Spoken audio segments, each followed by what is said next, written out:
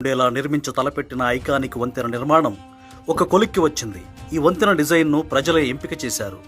4 రకాల డిజైన్లను చంద్రబాబు ఖరారు చేయగా వాటిని CRDA ఓటింగ్ కోసం ఆన్లైన్లో పెట్టింది. వీటిల్లో అన్నిటికంటే ఎక్కువగా 14,000 మంది రెండో డిజైన్కు ఓటు వేశారు.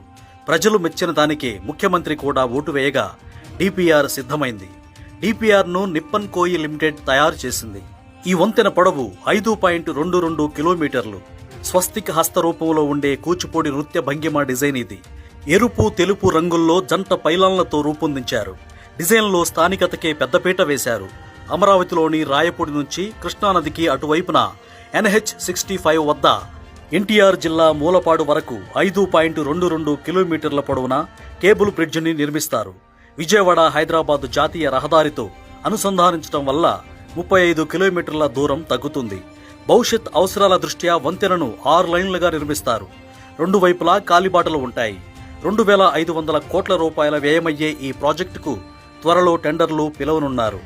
NH65 నుంచి అమరావతికి రావాలంటే 40 కిలోమీటర్లు ప్రయాణించి మూలపాడు, ఇబ్రహీంపట్నం, గొల్లపూడి, కనకదుర్గ వంతెన, ప్రకాశం బ్యారేజ్ మీదుగా రావాల్సి ఉంది. వంతెన వల్ల మూలపాడు నుంచి 5 కిలోమీటర్లు ప్రయాణిస్తే అమరావతిలో అడుగు పెట్టొచ్చు. 35 కిలోమీటర్ల దూరం. విజయవాడ నగరంలోని ట్రాఫిక్ సమస్యలు